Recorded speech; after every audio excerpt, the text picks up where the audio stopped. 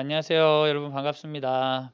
벌써 우리가 3주 차에 들어가는데 여러분 포기하지 않고 열심히 성경 읽고 계신지 모르겠습니다.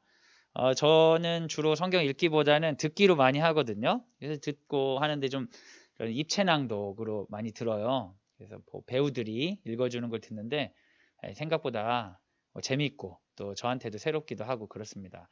여러분도 다양한 방법으로 즐겁게 이 여정을 참여하시면 좋겠습니다. 오늘 3강인데요. 오늘 말씀 한 구절 읽고 들어갈게요. 사무엘상 17장 45절 말씀 같이 한번 읽겠습니다. 있는 자리에서 읽어주세요. 시작. 다윗이 블레셋 사람에게 이르되 너는 칼과 창과 단창으로 내게 나아오거니와 나는 만군의 여호와의 이름 곧 내가 모욕하는 이스라엘 군대의 하나님의 이름으로 내게 나아가노라. 아멘. 자, 오늘은 여러분과 함께 지도를 좀 보려고 해요. 지금 성경 읽다 보면 여기가 어디고 어디가 어딘지 잘 모르겠잖아요. 그래서 먼저 이제 세계 지도를 한번 펼쳐 보려고 합니다. 세계에는 여러 가지 그 바다와 그리고 대륙이 있죠. 그걸 줄여서 뭐라고 하는지 아세요? 여러분 들어보셨어요? 5대양 6대주 들어보셨어요? 네, 들어보셨으면 5대양은 뭐가 있고 6대주는 뭐가 있는지 대답할 수 있는 친구들 있을까요? 우선은 이제 5대양이 적으니까 5대양은 큰 5개의 바다를 이야기하죠. 네, 5개라고 하긴 하지만 사실은 주로 3개를 얘기하죠. 우리나라 바로 옆에 있는 지도 보시면 우리나라랑 미국 사이에 아메리카 대륙 사이에 있는 걸 넓은 바다, 고요하고 넓은 바다다. 그래서 뭐예요? 태평양이 있습니다. 그리고 거기서부터 좀 왼쪽으로 가면 이 아시아, 인도 바로 아래 아프리카와 오세아니아 사이에 있는 이 바다를 인도양이라고 합니다. 이제 인도가 옛날에 되게 서양 사람들한테 중요한 곳이었어요. 인도를 가려고 많이 했기 때문에 이제 인도양이고요. 그리고 이제 유럽 사람들이 지구를 이렇게 돌아서 아메리카에 가는 대서양, 서쪽에 큰 바다죠. 대서양. 이 3가지 바다가 있고 그리고 위아래로 이제 남극, 북극 쪽의 바다 해서 5가지가 이제 5대양입니다. 6대주는 어디가 있냐? 6대주는 여기 보시면 우리가 살고 있는 데를 아시아라고 하죠. 아시아. 근데 여러분 아시아의 뜻이 여러 설이 있는데 기본적으로 이제 동쪽이라는 뜻이 있대요. 이제 헬라어나 라틴 계열에서 그렇다고 하는데 어디 보기에 동쪽일까? 어디 보기에 동쪽일 것 같아요, 여러분? 딱 봤을 때. 아시아는 그 그리스를 중심으로 동쪽에 있는 나라들을 전부 아시아라고 해요. 근데 여러분 아시아라고 해도 되게 다양하죠. 지금 우리나라나 중국이나 일본 사람이 극동아시아인데 우리들하고 동남아시아, 그 러시아 아래쪽에 있는 동쪽에 있는 동남아시아 사람들하고 비슷해요, 달라요? 좀 다르잖아요. 그리고 우리가 보기에는 상당히 다른 나라 사람처럼 보이는데 중동 사람들 이런 분들 되게 다르죠. 근데 그냥 사람들이 전부 아시아라고 불러. 전부 다 아시아래. 왜요? 그리스 동쪽에 있기 때문에 이제 서양 사람들 중심으로 생각해서 아시아에 다 포함되지만 우린 상당히 다른 사람들인데 아시아가 있어요. 그리스 서쪽은 뭐라고 하냐? 그리스를 포함하죠. 유럽이라고 하죠. 이것도 이제 서쪽이라는 뜻도 있고 신화에서 따왔다는 얘기도 있습니다. 그리고 그 아래쪽은 아프리카. 그래서 이 3개의 대륙이 있고 그리고 여러분 신대륙이라고 하는 아메리카는 원래 이탈리아 여행가 중에 아메리카를 발견한 사람 이름을 따서 아메리라는 그 사람 이름과 카라는 땅을 뜻하는 말을 합쳐서 아메리카가 된 거예요. 근데 여러분이 알기로는 아메리카 처음 발견한 사람은 아메리가 아니잖아. 누구로 알고 있어요? 이 상식이에요, 상식. 콜럼버스라고 들어봤죠? 근데 왜 콜럼버스 이름을 안 땄을까? 왜냐면 콜럼버스는 그곳에 가가지고 여기가 신대륙이라고 생각하지 않고 인도라고 생각했어요. 그래가지고 거기에 있는 우리 같은 동아시아 민족 사람들이 있는 걸 보고 인도 사람이다. 그래서 인디언이라고 이름을 붙였죠. 콜럼버스는 신대륙 발견한 게 아니고 인도인 줄 알고 간 거고 이 이탈리아 여행가는 여기 신대륙으로 처음 명명했기 때문에 이게 아메리카가 됐어요. 참 신기하죠. 오세아니아도 이 오션이 포함된 거죠. 오세아니아 큰 바닷속에 있는 그 땅이다 해서 이렇게 5대양 6대주가 전 세계에 이렇게 펼쳐져 있습니다. 그냥 이거는 이제 재미로 한 이건데 여러분 오세아니아 보면 맨 선밖에 없는 것 같은데 이게 왜 대륙일까요? 궁금하지 않으세요? 여러분 대륙을 구분하는 최소 단위가 바로 호주입니다. 호주. 오세아니아 정도 되면 대륙이야. 오세아니아 그 호주보다 작으면 섬이라고 부르고 호주보다 크면 다 대륙이 되는 거예요. 그래서 여기도 대륙에 들어갑니다. 제가 이렇게 쫙 이 전 세계 지도에 대해서 얘기를 드렸는데 우리가 지금 성경에서 이야기하는 무대는 전 세계 중에 어디냐? 그 다음 페이지 한번 보여주시면 바로 이곳이에요. 이 지도가 전 세계가 이렇게 회색 음영으로 되어 있고 우리가 관심되는 부분을 이렇게 붉은색 블럭으로 되어 있는 이 지도 보이시죠? 예. 여기를 보니까 이 지역에서 있었던 일들이에요. 지금 처음부터 읽었던 거는 이 지역에 있었던 건데 보니까 이 지역에 독특한 특징이 있어요. 그건 뭐냐면 우리가 말하는 소위 세계의 대륙의 중심이 되는 지역이라는 거예요. 유럽과 아시아와 아프리카의 통로가 되는 곳에서 하나님께서 역사하셨다. 그래서 여러분 여기 있던 이야기들이 전 세계로 퍼지는 거는 어려운 일이 아니었어요. 여러분 그렇게 생각할 수 있을 것 같아요. 아, 왜 하나님께서는 우리나라 민족을 사용하지 않으시고 여기서 이런 일을 하셨을까? 거기에 대해 성경은 가장 약한 민족이기 때문에 이스라엘을 택하셨다고 얘기를 하지만 그냥 저 같은 사람은 지정학적으로도 만약에 우리나라에서 택하셨으면 안 퍼졌겠다. 전달이 안 됐겠다 싶기도 해요. 여기서는 다양한 민족과 다양한 사람들이 어떻게 보면 퍼져 나갈 수 있는 근본적인 땅이다. 그래서 여기서 일어난 것 같아요. 확대한 그 우리 지도를 한번 보여주세요. 자, 이게 여러분 그 소위 말하는 근동이라는 곳이에요. 근동은 무슨 말이냐? 유럽 사람 중심으로 가까운 동쪽이다. 근동. 중간 동은 뭐라고 할까? 중동. 저 끝에 있는 동은 뭐라고 해요? 극동. 그래서 우리는 극동이에요. 극동. 그래서 극동 방송 이런 거 들어보셨죠?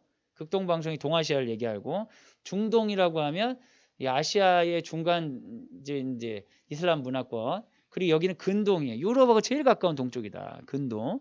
그래서 동쪽을 이제 좀 이렇게 폄하하는 말로 뭐 오리엔트다 뭐 이렇게 쓰기도 하는데요. 근동이에요. 지도 보이시죠? 네.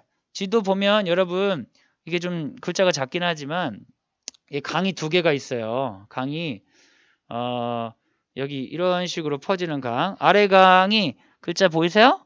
이게 유브라테스강. 그리고 그 위에 있는 게 티그리스 강이에요.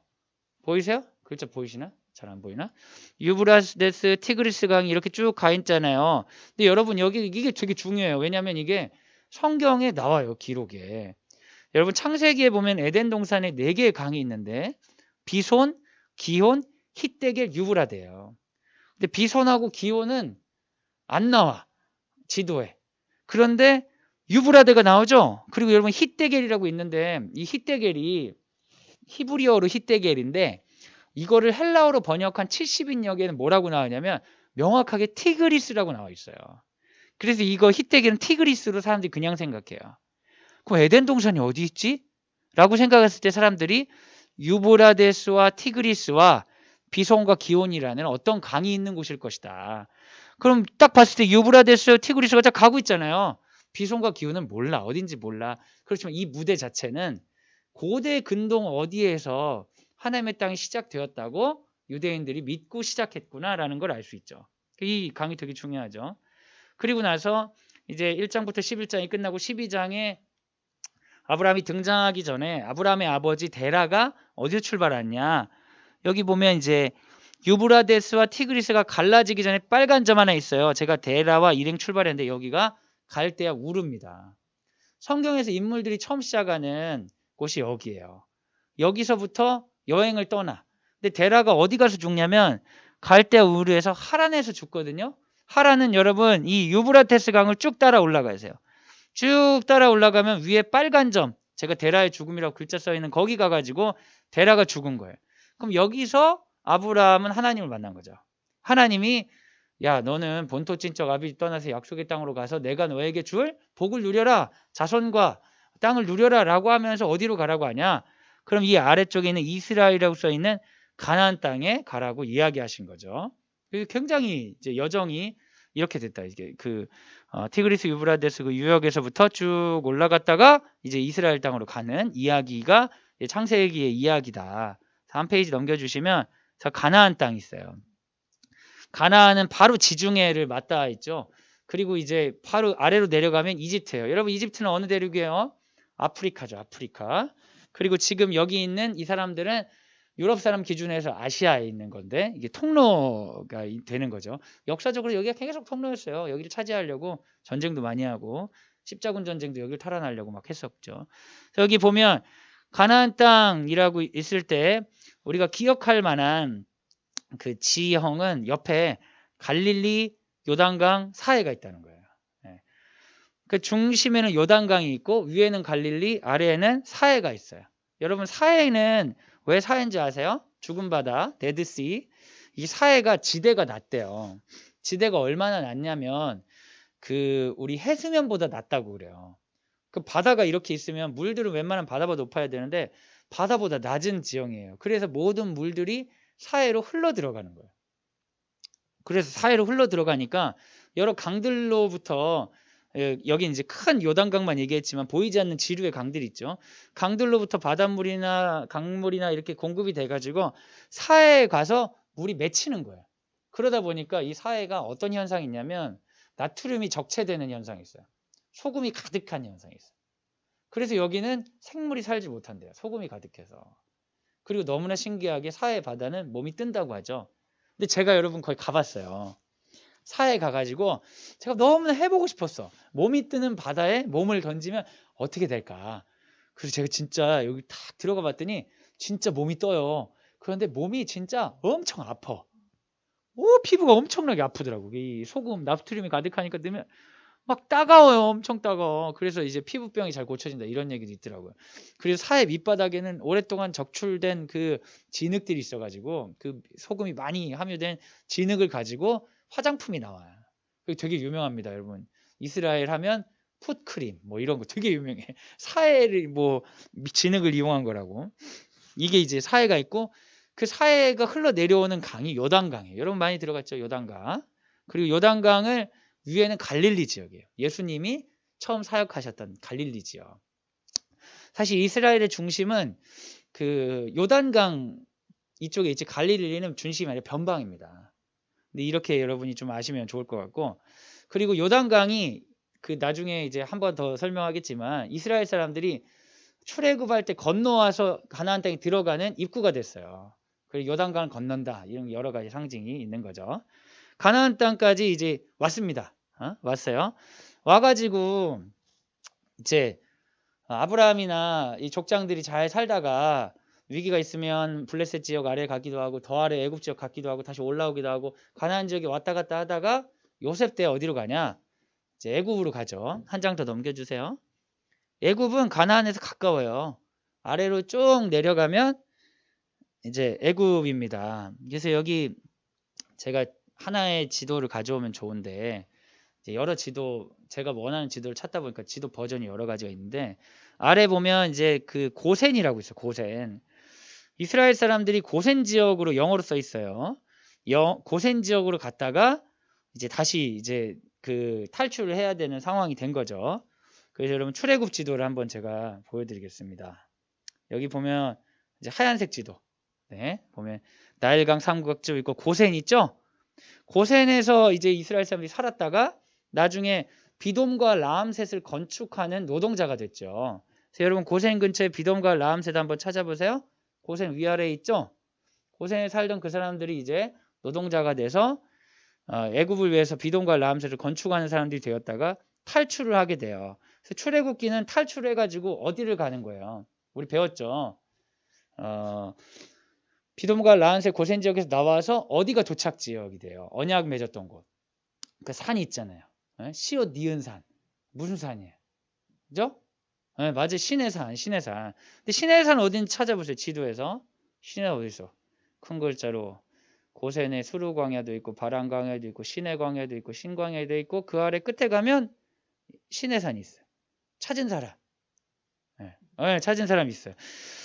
그래서 여러분 다음 지도를 한번 보시면은 이게 두 개를 한꺼번에 보였는데 빨간 점으로 빨간색으로 이집트로부터 어떻게 해요? 우리가 보면 아래로 내려오는 거예요. 아래로 동남쪽으로 쭉 내려와서 시내산에서 콕 찍어서 출애굽기가 끝나.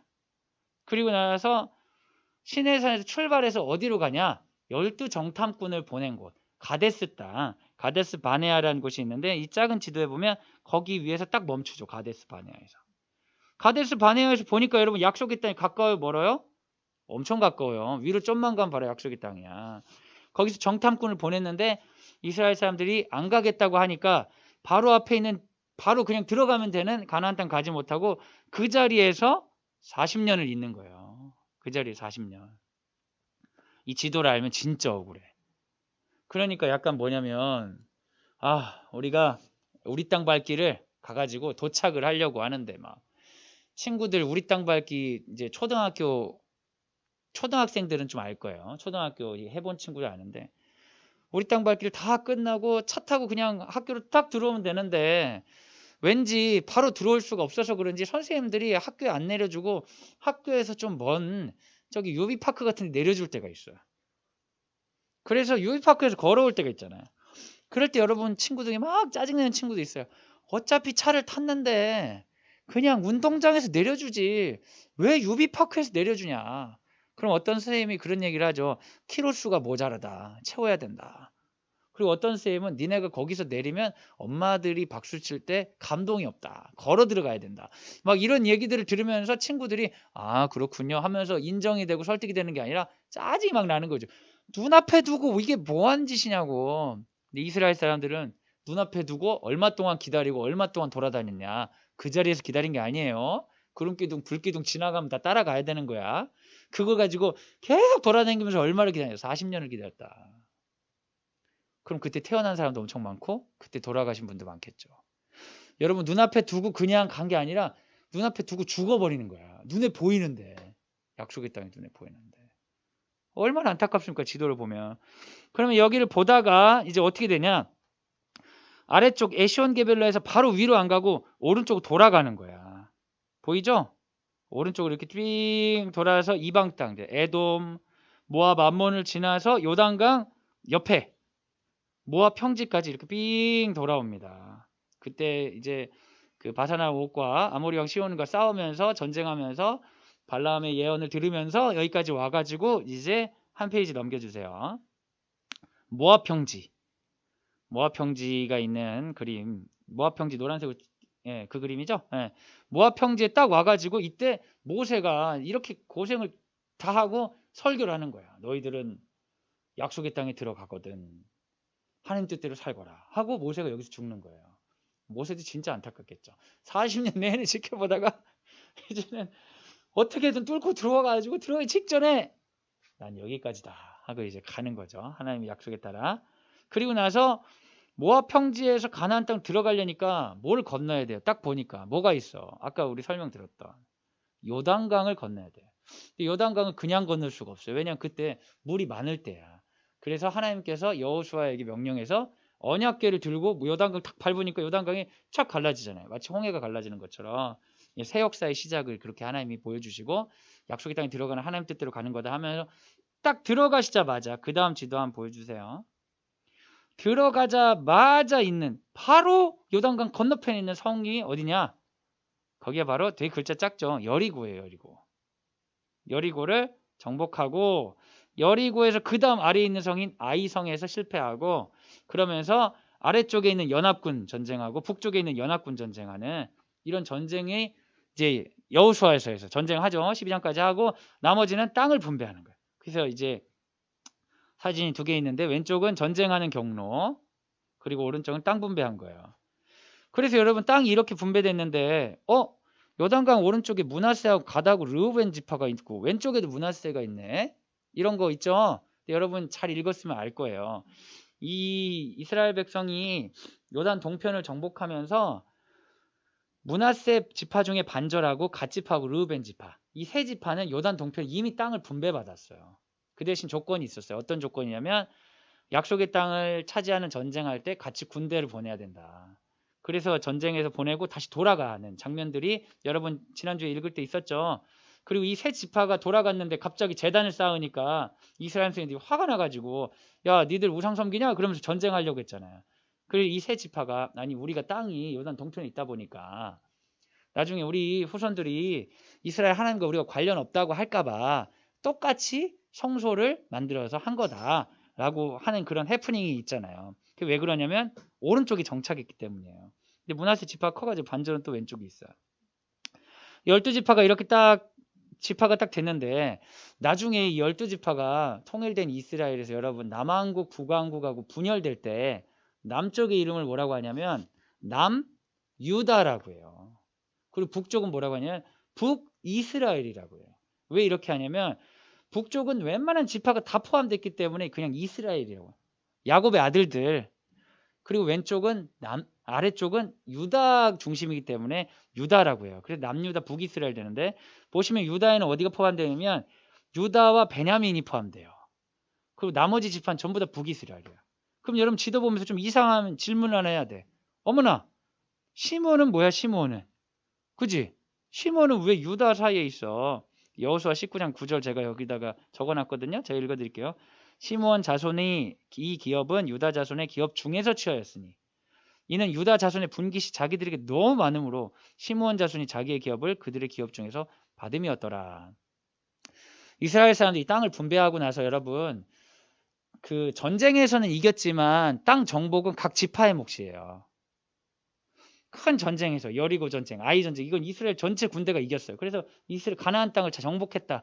근데 그 땅에 살고 있는 이방인들을 정복하고 땅을 차지하는 거는 전부 다 각자 지파의 몫이라고요. 근데 유다 지파가 여러분 그 이산지를 내게 주셔서 갈렙을 비롯해 유다 지파가 엄청 용감하게 땅을 쫙 차지해 버린 거예요.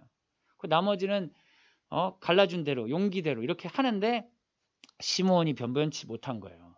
유다가 차지한 땅 중에 일부를 줬어요. 그러다 나중에 시므온은 땅을 다 잃어버리게 됩니다. 근데 여러분 이것은 그 야곱이 자식들에게 했던 저주하고 깊은 연관이 있어요. 시므온하고 레이가 아버지 말을 안 듣고 하몰의 아들 세겜에게 야곱의 딸이 그 여동생이 성폭행 당했을 때 그 세겜의 가족들을 전부 도륙하는 일들이 있거든요.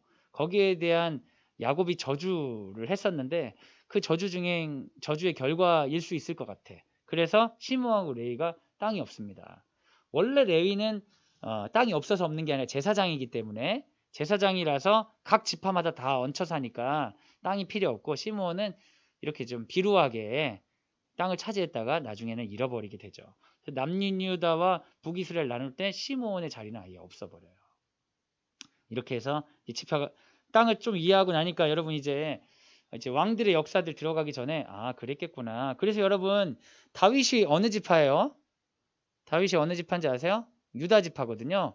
그러니까 다윗이 나중에 사울로부터 그 배격당하고 했을 때 유다 지파 사람들은 다윗을 왕으로 딱 뽑기도 해요. 처음에는 다윗이 유다 사람들의 왕이 됐다가 전체 왕이 되는 이런 걸 이해하려면 우리가 좀 지도를 알아야 된다는 거 기억해 주시고 그리고 그 다음 지도 한번 봐주세요. 이거는 이제 현대 중동 지도예요. 지금 이 시기의 중동 지도. 그러니까 우리가 보면 막 뭐 애굽이다, 뭐 이스라엘이다 하니까 도대체 여기 어디야 이렇게 생각할 수 있지만 지금 이스라엘 땅은 뭐 레바논 아래 이스라엘인데 사실 이스라엘만 있는 게 아니라 팔레스타인 자치구랑 섞여가지고 분쟁 지역이에요. 이스라엘 땅이고 이집트는 그대로 이집트고 그리고 우리가 이제 봤던 이 큰대한 중동 땅들 이런 것들이 이런 식으로 배치되어 있다. 이런 거 한번 보시면서 이렇게 이런 중동의 세계 가운데 있는 거구나 라는 걸 좀 생각하시라고 제가 현대 지도를 한번 이제 보여드렸어요.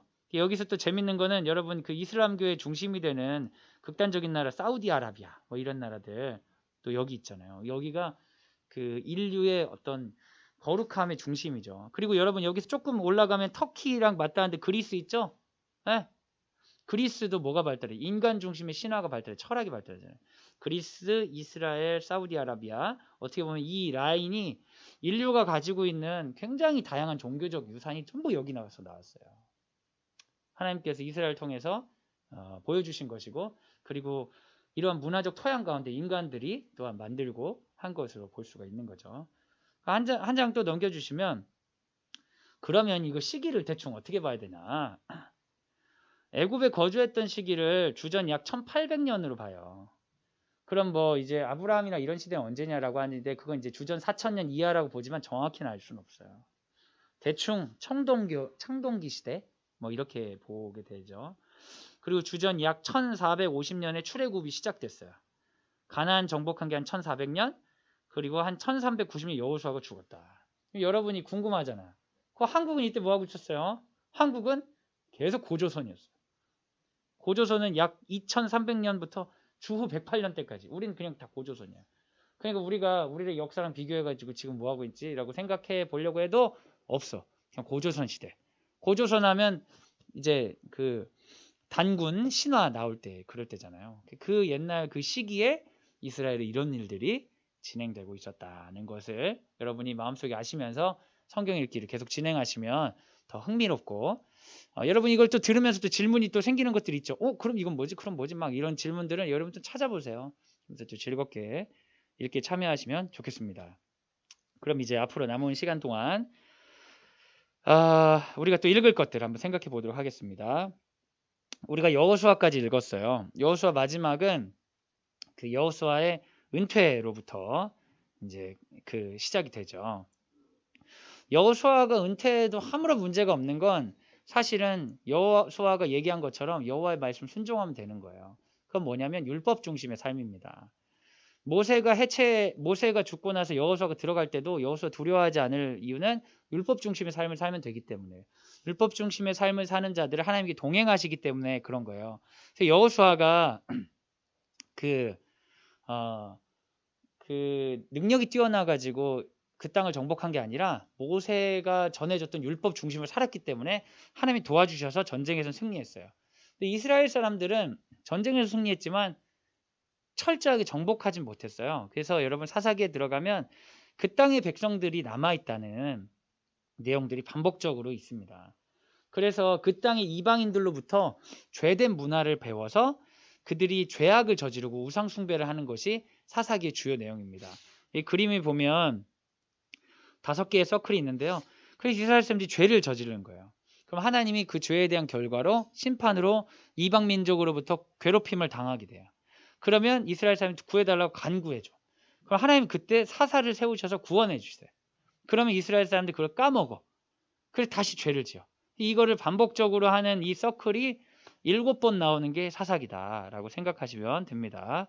어떤 사사들이 있느냐? 이 사사들의 그 이름을 여러분 좀 이상한 거 많이 해보셨죠? 이름을 한번 해봅시다. 오데삼드 기돌야입 이비엘 압삼. 네. 쉽지 않죠? 쉽지 않아요.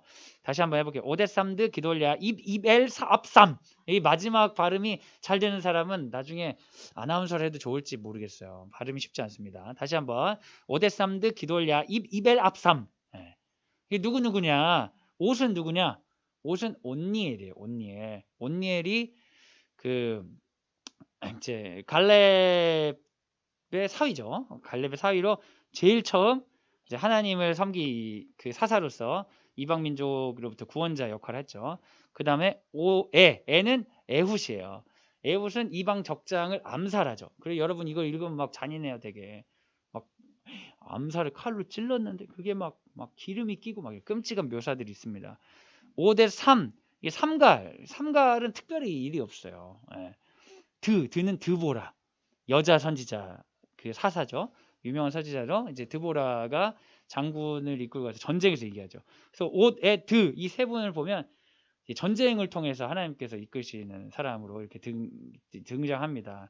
그 다음은 이제 기돌야입인데 중요한 사람은 기하고 입이에요. 돌야는 별로 신경 안 써요. 돌라 야일은 그냥 넘어가 되는데 기는 유명하죠. 기드온. 여러분 기드온은 뭐가 유명해요? 기드온의 300용사가 유명하죠. 기드온의 300용사. 기드온은 겁쟁이였지만 하나님께서 힘을 주셔가지고 이스라엘 이끌고 전쟁하는 사람으로 승리자로 이끄셨는데, 근데 기드온이 나중에는 어떻게 되냐면 전쟁에서 이기고 나서 자기와 동참하지 않는 사람들 다 죽입니다. 약간 이상해. 보기엔 너무 하나님의 사람인 것 같은데 이 사사들이 약간 이상해지는 거예요. 이게 어떤 패턴이 있냐면 온니엘부터 쭉 뒤로 가면 뒤로 갈수록 약간 이상해. 기드온이 그런 모습이 있어서 기드온 이후에 막 이제 자식들끼리 막 반문 이제 쿠데타들이 일어나고 이러죠. 그 돌라 야일 넘어가서 여러분 입다 나오는데 입다도 좀 이상해. 입다는 이제 이방으로 쫓아졌다가 그 이스라엘 사람들이 외세로부터 구출받기 위해서 입다를 불러요. 그래서 입다가 전쟁에서 이기면서 돌아오면서 뭐라고 하냐면 제일 처음 이걸 기뻐하는 사람 있으면 죽이겠다. 하나님께 바치겠다 이런 거예요. 그래서 자기 딸을 바쳐요. 근데 여러분 이스라엘은 어떤 전통이 있냐면 원래 유아들을 죽여서 바치는 이방 전통이 고대 근동이 많았어요. 예를 들어 대표적인 이제 몰렉 신 같은 경우에. 근데 여러분 아브라함이 이삭을 바치라고 할 때 허락을 안 하셨잖아요. 그게 단순히 이삭을 죽이지 않는 것뿐만 아니라 몰렉 제사에 대한 거부이기도 하거든요. 그러니까 자식을 바치는 행위는 하나님 안 하는 거예요. 근데 야일은 하나님의 사람인데 딸을 죽여요. 그 딸도 받아들여. 그리고 주변에 있는 모든 사람들 말리지 않아. 아브라함의 믿음이 있죠. 뭔가 이상하죠. 그죠? 이런 흐름들이 그다음에 이제 입앱 앞 3인데 이제 입앱 앞을 앞을 넘어가고 마지막에 삼손인데요. 삼손은 더 이상해. 하나님의 사람인데 막 여러분 이 묘사가 여러분에게 적절하지 않지만 성경은 어린이들을 위해서 감추거나 이런 거 없어요. 삼손이 보면 굉장히 방탕하고 그리고 문란해요. 성적으로 문란해. 보면 막 예쁜 여자 있으면 막 쫓아가고 성매매하는 사람들 쫓아다니기도 하고 그리고 여자를 쫓아다니다가 하나님이 주신 힘을 이제 그 힘의 비밀을 얘기해서 눈을 빼앗기고 이런 고통을 당하는 모습을 보이죠. 그러다가 삼손이 기둥을 무너뜨려 여러 사람을 죽이긴 했지만 뭔가 하나님의 사람이라 보기에 조금 찝찝한 모습이 있어요. 여러분 사사기를 보시면요. 하나님이 섬길 사람이 없어가지고 이방인처럼 퇴화되어 가는 이스라엘 사람들을 억지로 세우시는 모습을 볼 수가 있어요. 그럼 여러분 성경에 나오니까 다 좋은 사람이다? 아니에요. 하나님은요. 악인도 사용하세요. 이스라엘이 얼마나 철저하게 그 땅을 여호수아가 정복하려고 했는데 정복하지 않아가지고 그 안에 문화가 남아있는데 그 문화가 얼마나 그들 안에 들어가 있냐면 그들이 거의 다 이방인이 되어버린 거예요. 정체성을 다 잃어버린 거예요. 그래서 정체성을 잃어버린 사람 중에 그나마 하나님이 그 백성을 무너뜨리지 않기 위해서 애쓰시는 모습이 사사기예요. 여러분 이제 읽는 거엔 같이 읽지 않아요. 너무 끔찍해서. 마지막 두 가지 사건은 레위인과 제사장의 타락을 보여줘요. 제사장들이 이제 돈 벌고 먹고 살 수가 없죠. 원래 제사장들은 각 지파에서 먹여 살려야 되는데 안 되니까 개인 집에 취업하는 거예요. 개인 집에 취업해서 먹고 살다가 어떤 지파에 취업하다가 이런 문제들이 있고 또 하나의 사건은 너무 끔찍한 사건인데 레위인인데 첩이 있어. 자기 부인 말고 부인이 여럿이 있어. 그 레위인이 첩이 도망가가지고 그 첩을 데리러 가려다가 아주 타락한 도시에 들어가가지고 막 끔찍한 성폭행과 살인과 이런 내용이 막 있는 거예요. 너무 끔찍하죠. 그래서 여러분 읽지 말으라고 여기 빼놓은 것 같아. 이 끔찍한 모습을 보여주는데 그 모습을 시전하는 사람들이 제사장과 레위인이다. 이 두 가지 사건을 통해 뭘 보여주는 거예요? 이스라엘이 약속의 땅을 차지했지만 그 땅에서 완전히 하나님 버렸구나. 그럼에도 불구하고 하나님이 그 사람들을 통해 구원하시기 위해서 끊임없이 사람들을 일으켜 세우시는 애쓰신 하나님의 모습이 사사기에는 보여줍니다. 사사기의 이제 상징적인 구절, 사사기 21장 25절 있는 자리에서 한번 읽어주세요. 시작.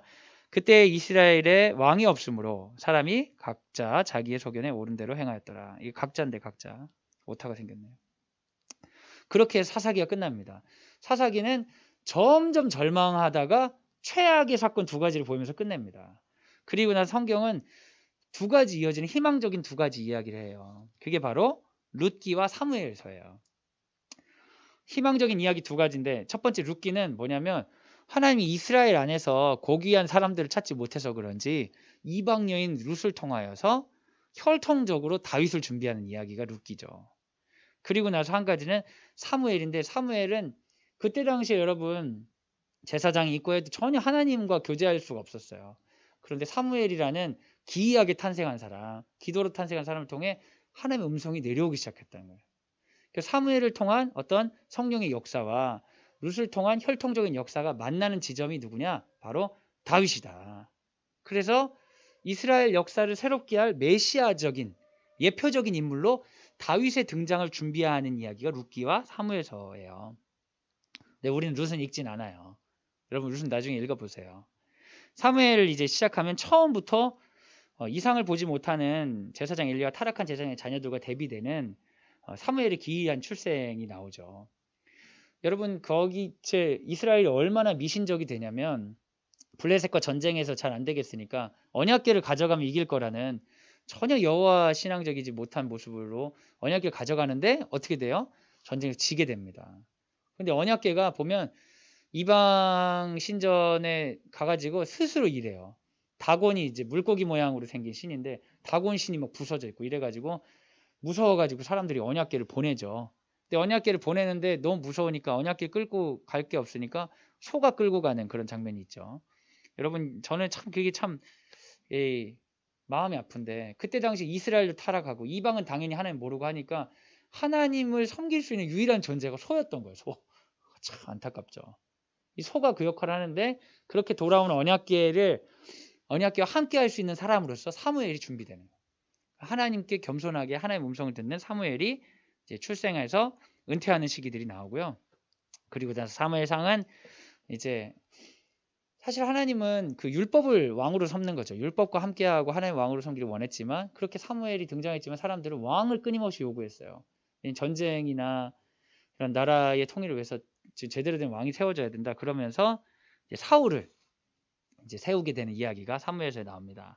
근데 여러분 그 사울이 되게 겸손하게 나와요. 처음에 사울 왕을 뽑으려고 하니까 보따리 사이에 숨어 있고요. 전쟁하고 있는 왕이 어디 있습니까? 하면서 밭에서 일하고 있어 막 사울이. 그러니까 너무 겸손한 왕이에요. 그런데 사실 사울은 겸손한 왕이 아니었어요. 성경을 잘 읽어보면 겸손했었지만 그 겸손은 사람을 두려워하는 모습으로 바뀌어요. 사무엘상 13장 8절 사울이 이렇게 타락하는 장면인데요. 사울은 사무엘이 정한 기한대로 이레 동안을 기다렸으나 사무엘이 길갈로 오지 아니하며 백성이 사울에게서 흩어지는지라. 사울이 원래 멋진 왕이었는데 언제 흔들리냐면 백성이 떠나니까 막 흔들리는 거예요. 사울은요 하나님보다 사람을 더 두려워했어요. 그리고 사울이 내가 맹세를 해가지고 뭐 먹는 사람 죽이겠다. 그래서 요나단이 그걸 먹게 돼 그냥 아들이. 근데 그 아들도 죽이지 말라고 해요. 그 이유가 사람 때문이에요. 사무엘상 14장 45절. 백성이 사울에게 말하되 이스라엘의 큰 구원을 이룬 요나단이 죽겠나이까 결단코 그러지 아니하니이다. 여호와의 살아계심을 두고 맹세하옵나니 그의 머리털 하나도 땅에 떨어지지 아니할 것은 그가 오늘 하나님과 동행하였음이라 하며 백성이 요나단을 구하여 죽지 않게 하니라. 사울은 기준이 없었어요. 근데 하나님은 어떤 사람을 찾냐면 율법을 기준으로 사는 사람을 찾으셨어요. 근데 백성을 기준으로 삼는 사울이 버려지는 장면들이 이제 사무엘상의 초반부에 나옵니다. 그 다음날 가면 이제 다윗이 등장해요. 성경에서 여러분 다윗이 엄청 중요합니다. 그 전에 비교할 수 있는 인물은 모세예요. 이스라엘 백성을 이끌었던 모세, 그 이후에 여호수아는 잘했지만 여호수아 이후에는 리더가 없잖아요. 그 다음 이 모든 어려움과 아픔을 수렴해서 해결할 자로 다윗이 등장하거든요. 근데 다윗의 특징은 사울과는 전혀 다른 거예요. 뭐냐? 그 사무엘상 15장 30절에 보면 또 이런 거죠. 사울과 백성이 아갑과 그의 양과 소와 가장 좋은 것 기름죽과 언행과 좋은 것을 남기기 진멸하고 즐겨하지 아니하고 같이 하고 하찮은 것을 진멸하리라. 사울이 또 어떤 문제를 일으키냐면 하나님이 그 양과 소와 좋은 것들을 다 그 없애고 아갑도 죽이라고 했어요. 근데 사람들이 보기 좋게 하니까 그걸 남긴 거야. 그리고 사울이 어떤 또 기이한 모습을 보이냐면 사무엘이 와서 하나님이 당신 버렸다. 끝이다. 라고 하니까 사무엘상 15장 30절에 어떤 표현이 있냐면 사울이 이르되 내가 범죄하였을지라도 이제 청하옵나니 내가 나쁜 놈이더라도 내 백성의 장로들 앞과 이스라엘 앞에서 나를 높이사 나와 함께 돌아가서 내가 당신의 하나님 여호와께 경배하게 하소서. 그러니까 내가 하나님께 버림받더라도 사람들 앞에서는 망신 주지 말라고 부탁해요. 그러니까 사무엘이 그래서 예배도 대신 드려주거든요. 그러니까 사울이 얼마나 사람을 두려워했는지 몰라요. 그런데 이 사울하고 대비되게 다윗은 처음부터 사람들이 별로 그렇게 좋아하는 사람이 아니었어요. 처음부터 이제 사무엘이 기름 부으러 갔는데 이새의 아들 중에 다윗은 양치고 있느라 안 보이잖아요. 이것부터가 그냥 아니잖아요. 그래서 그 구절이 나오죠. 하나님은 외모로 보지 않고 그 중심으로 보신다. 하나님은 너희들과 다르다 하면서 이제 딱 그 취해지는데 여러분 그 다윗 하면 등장할 때 여러분이 알고 있는 그 제일 유명한 이야기 있잖아요. 다윗과 누구 이야기예요? 골리앗 이야기죠. 다윗과 골리앗 이야기를 통해 다윗이 골리앗을 두려워하지 않는 모습 보이죠. 이게 사울하고 급히 대조되는 거예요. 사울은 사람을 끊임없이 두려워하는 사람이고 다윗은 하나님을 두려워하기 때문에 세상을 두려워하지 않는 사람이었어요. 그래서 골리앗을 딱 이겼어요.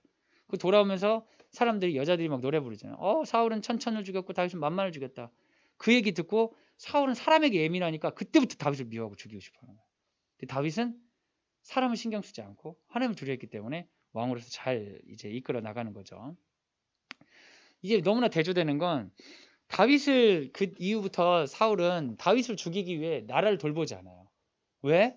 다윗은 사람이 두렵기 때문에 다윗만 없으면 될 것 같아.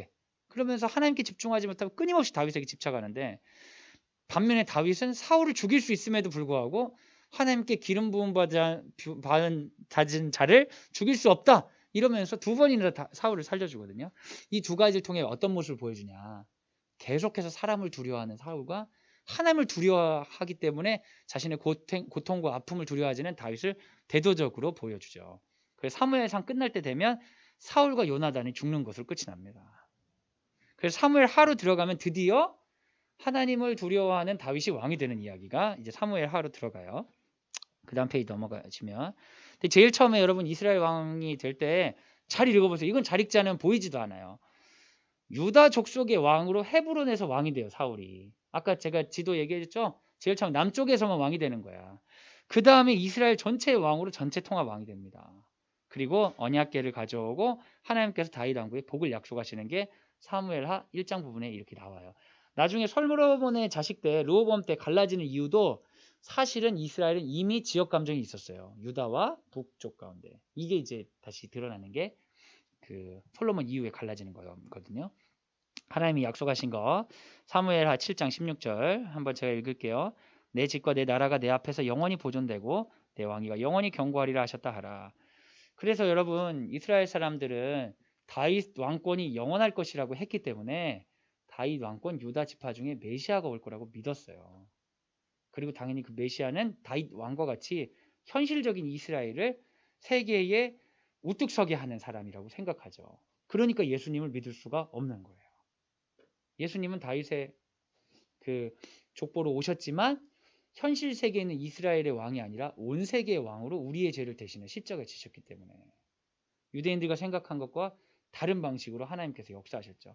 여러분은 기독교인들이기 때문에 이렇게 온 다윗의 하나님께서 기뻐하신 게 뭐냐면 다윗의 어떤 영광이라든지 다윗의 능력이 아니라 하나님을 두려워했던 가장 하나님을 두려워하는 사람으로서 메시아가 오실 것이다라는 걸 우리는 기억해야 돼요.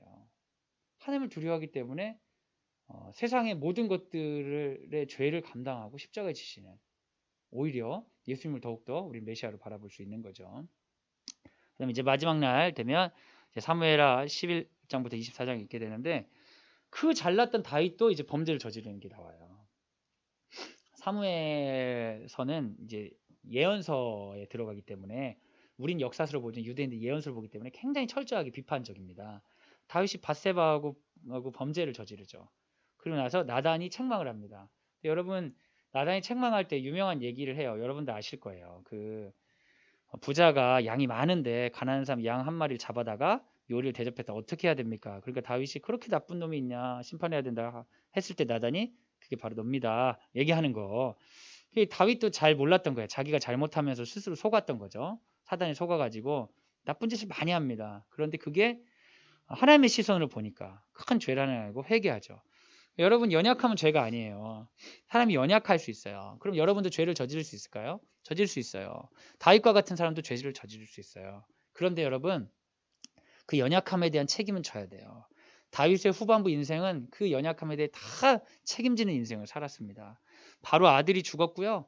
자신의 배다른 암논이라는 아들이 배다른 그 여동생을 성폭행하고 그 성폭행에 대한 앙심을 품은 같은 형제 가운데 있는 압살롬이 암논을 비롯한 다른 아들들을 죽이고 그 압살롬을 다시 품으려고 하니까 압살롬은 쿠데타를 일으켜서 자기 아버지의 나라를 빼앗고 나라를 빼앗을 뿐만 아니라 다윗의 후궁들을 백주대낮에 성폭행하고 왜 이런 끔찍한 일들이 일어나는 거예요. 야 무슨 이게 성경이냐 진짜 끔찍하다 이렇게 말할 정도로 추악한 일들이 일어나요. 근데 이것들의 원인이 어디로 수렴되냐면 다윗의 범죄로 수렴되는 거예요. 여러분 우리가 연약해서 죄를 저지를 수 있어요. 연약해서 문제를 일으킬 수 있어요. 그러나 그 죄나 문제는 감당해야 되는 거예요. 하나님이 우리를 구원해 주시고 받아주시는 것 자체가 은혜지 내가 했던 잘못들을 없애주시는 하나님이 아닙니다. 내가 친구 머리를 뒤통수 탁 때리고 주님 제가 회개합니다. 다음날 갔을 때 걔가 맞은 걸 잊어버리지 않습니다. 그게 상처가 되는 거예요. 그래서 하나님께서 우리에게 끊임없이 죄를 조심하라고 하는 이유는 너희가 연약하니까 죄를 짓기가 쉽기 때문에 그런 거예요. 그 죄를 지으면 그 죄에 대한 값으로 우리 인생이 고통스러울 수 있기 때문에 우리를 구원하시기 위해서 율법을 통해 죄로부터 벗어나라고 하신 거죠. 근데 다윗조차 이런 죄를 저질렀고 죄값을 다 받았어요. 그럼에도 불구하고 하나님이 왜 다윗을 하나님 마음에 합한 자라고 했냐? 그것은 다윗은 회개했기 때문에. 근데 그 회개는 뭐냐? 그럼에도 불구하고 내가 그 죄에 대한 값을 다 감당하면서 하나님을 따르겠습니다. 방향을 하나님 앞에 있었기 때문에 다윗이 하나님 앞에 합당한 사람인 거죠. 그럼 여러분 여기서 우리가 중요하게 알아야 되는 건 다윗이 신실했기 때문에 복을 받았다는 건 말도 안 되는 거예요. 다윗이 믿음이 좋았기 때문에 복을 받았다는 건 말도 안 되는 거예요.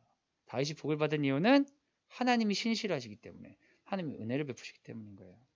그래서 여러분 예수님을 믿고 살면서 여러분이 끝까지 붙잡아야 되는 건 뭐냐면 신실하시고 사랑이 많으신 하나님 날 위해 죽으신 예수 그리스도를 끝까지 붙잡는 거예요.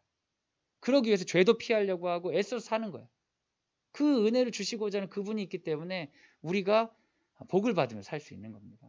근데 난 연약하죠. 때론 다윗처럼 때론 더 나쁜 사람처럼 잘못을 하고 하죠. 근데 그 값은 받아야 돼. 근데 하나님이 그걸 원치 않으시기 때문에 아파하시지만 그건 어쩔 수가 없어요. 그럼에도 불구하고 나 내 인생에 왜 이렇게 고난이 많아? 나 그러니까 하나님 나한테 잘해 주시는 게 없는 것 같아. 하나님 버릴래. 이러면 더 큰 어려움이 닥치는 거예요. 그때라도 정신 차리고 하나님 편에 서겠습니다. 그러면 하나님의 은혜의 복이 우리 삶을 인도하는 거죠. 여기 핵심이 있어요. 뭐냐? 하나님을 두려워하라. 다윗이 왜 밧세바하고 바람이 나고 밧세바의 남편을 죽이고 했어요? 하나님을 두려워하지 않았기 때문에. 근데 그가 회개했다는 건 뭐예요? 그의 삶 가운데 다시 하나님을 두려워하는 걸 회복했다는 것이죠. 자, 마지막 메시지입니다. 사무엘상 17장 45절. 다윗이 블레셋 사람에게 이르되 너는 칼과 창과 단창으로 내게 나아오거니와 나는 만군의 여호와의 이름 곧 내가 모욕하는 이스라엘 군대 하나님의 이름으로 내게 나아가노라. 다윗이 슬링스톤이죠. 돌팔매 이거 슬링스톤을 돌리면서 했던 얘기예요. 두렵지 않아 나는. 왜? 하나님을 두려워하기 때문이다. 여러분 우리의 두려움이 뭐죠? 돈을 벌지 못할 것 같아서 인기가 없을까 봐 미래에 대한 두려움이 많이 있으실 거예요. 저도 그래요. 그런 게 막 올라와. 그게 저에게 주인 되려고 할 때가 있어요. 그러면 여러분 우리는 하나님에게서 멀어집니다. 하나님에게서 멀어지고 하나님의 율법이나 하나님의 계명을 지키려고 하지 않고 눈앞의 두려움 때문에 다른 것들을 택하는 거예요. 가나안의 문화들을 택하는 거예요. 내가 이거 안 하면 친구들하고 못 어울리는 거 아니야? 이거 안 하면 돈 못 버는 거 아니야? 이거 안 하면 나 큰일 나는 거 아니야? 이러면서 다른 걸 택한다고. 하나님을 두려워하면 야 내가 왕따 돼도 무슨 상관이야. 다윗처럼 골리앗 앞에서 그냥 슬링스톤 혼자 돌리고 남들 다 또라이라고 하지만 나는 만군의 여호와의 이름이 있어. 내가 제일 두려운 건 그거야. 그렇게 했을 때 하나님은 그 인생을 구원하시고 그 인생에 하나님의 복을 주신다. 구원받는 자들은 하나님을 두려워하는 자들이다. 하나님을 두려워함으로 세상을 이기는 여러분 되시기를 바랍니다. 우리 한 주 동안 또 성경을 읽으면서 이러한 내용들 여러분에게 주시는 말씀들 다 질문으로 한번 적어보시고 또 체크하시고 또 시도하시고 그렇게 한 주를 보내시면 좋을 것 같아요. 질문을 적는 방식을 좀 바꿨어요. 여러분 그 표를 손대는 친구들이 많아가지고 근데 이것도 처음 해보는 거라 실수가 있을지 모르겠지만 질문에 대한 그 설문지 형태에 들어가셔서 클릭을 해서 답을 넣으시고 다음날 또 질문 수정해서 또 넣으시고 하는 방식으로 한번 해보시면 좋을 것 같습니다. 해보고 잘 안 되면 글 남겨주시면 저희가 또 중간에 수정해서 다른 방법들 찾아보도록 하겠습니다. 그 출석 체크표 손대지 않는 거 여러분 잘 지켜주시면 좋겠고요. 오늘도 열심히 달려가지고 5분 정도 시간이 남았는데요. 이 남는 시간 동안은 여러분 질문을 그래도 좀 한두 개라도 받고 55분에 다른 수업들이 있는 분들이 있으니까 받으려고 합니다. 여러분 그 카톡이 아니지. 그 유튜브지, 유튜브. 유튜브에 여러분 질문을 쓸 수가 있거든요. 유튜브에 혹시라도 질문이 있으시면 여러 개 이렇게 적어주세요. 그 중에 제가 한 개 정도는 대답을 하고 들어가도 좋을 것 같습니다. 자, 질문 달아주세요. 뭐 하고 싶은 얘기 하셔도 되고. 좀 내용이 어려울 수도 있습니다. 이거는 이제 그 여러분의 그 뭐죠? 초등학교 1학년도 있지만 고등학생도 있기 때문에 여러 사람이 보는 거라 여러분이 그 할 수 있는 만큼 해주시면 될 것 같습니다. 자, 우리 질문이 이제 질문 감사합니다. 감사합니다. 네네네. 없어요. 뭐 이런, 안녕하세요. 뭐 이런 질문들이 있네요. 제가 대답하기 상당히 곤란한, 난해한 질문들만 올라오고 있어요. 감사합니다. 또 올라왔어요. 예. 여러분이 항상 질문을 쓰기 때문에, 여러분 질문 쓰면서 열심히 연구하고 있으세요? 예. 나이에 따라, 학년에 따라 깊어지면 깊어질수록 누리는 게 있습니다. 오늘 말씀도 너무 재밌었어요. 야, 삽다강에 왜 나트륨이 많아요? 삽다강 어디? 삽다강. 삽다강. 아마 그거죠. 그 사해강 제가 설명드렸잖아요. 지대가 낮기 때문에 물이 그 아래쪽으로 흘러가 가지고 그래요. 찾아보고 읽고 있어요. 훌륭하세요. 참 오늘도 너무 재밌었어요. 이 HES 훌륭한 분이네요. 훌륭한 분이야. 재밌어요. 네. 하진이도 감사합니다. 최예준인데 하진이도 감사합니다. 네.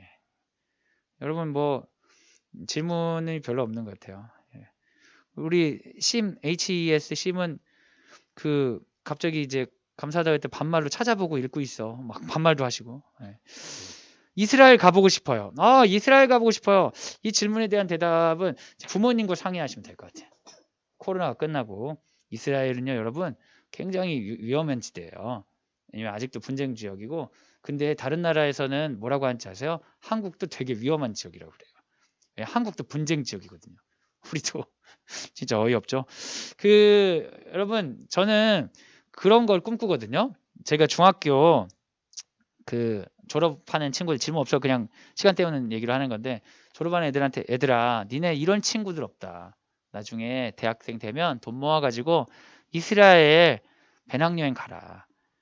너희들끼리 가면 진짜 재밌을 거다.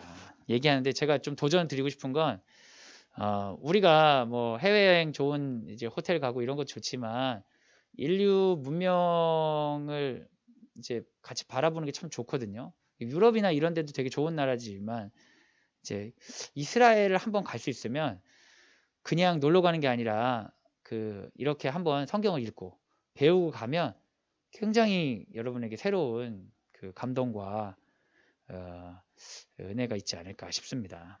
여러분 다 이번 주도 열심히 하겠다고 이런 아름다운 이야기만 계속 하시네요. 질문에 대해 제가 대답할 거리가 별로 없는 것 같습니다.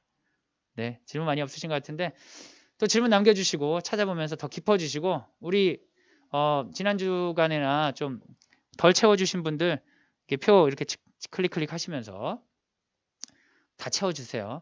그리고 이거 참여하시는 부모님들은 학생들이 읽었고 또 질문도 했는데 빈칸이 좀 뚫려 있다. 그러면 한번 봐주셔가지고 클릭해 주시고, 질문했다고 하는데 질문이 안 써 있다. 그러면 이제 지난주 같은 경우는 표가 삭제됐을 수 있으니까 질문했음 이렇게 해서 빈칸을 좀 채워주세요. 그래서 우리 스태프들이 완료한 사람들을 구분할 수 있도록 해주시면 좋을 것 같습니다. 네, 뭐 재밌었어요. 저도요. 고맙습니다. 네네, 열심히 할게요. 네, 더 이상 질문 없는 것 같고요. 기도하고 마치는 걸로 하도록 하겠습니다. 네, 이번 주 열심히 해주세요, 여러분. 저도 열심히 하고 있습니다. 네, 기도하도록 하겠습니다. 하나님, 코로나로 어려운 이 시기에 성경을 읽는 걸 결정할 수 있도록 인도해 주셔서 감사합니다. 쉽지 않지만 한 걸음 한 걸음 뛰고 나아갈 때 하나님을 배워가 나갈 수 있도록 인도하여 주시옵소서. 특별히 오늘 성경의 긴 이야기를 통해 하나님을 두려워하는 것, 사람을 두려워하지 않고 하나님을 두려워하는 것을 하나님 기뻐하신다는 걸 배웠습니다. 하나님을 두려워하여서 정결하게 살고 세상의 문화가 아니라 이 세대를 분별하고 하나님 기뻐하시는 꿈을 갖고 하나님 기뻐하시는 행동을 하고 하나님 기뻐하시는 공부를 하는 우리 될 수 있도록 인도하여 주시옵소서. 이제는 예수 그리스도의 은혜와 하나님의 사랑과 성령의 교통하심이 주의 말씀을 듣고 성경을 읽으며 하나님께 영광 돌리려 다짐하는 사랑하는 광성들이밖에 모든 식구들 위해 지금부터 영원까지 함께 하시기를 간절히 축원하옵나이다. 아멘. 하나님께 영광의 박수를 올려드리겠습니다. 다음에 만나요. 안녕.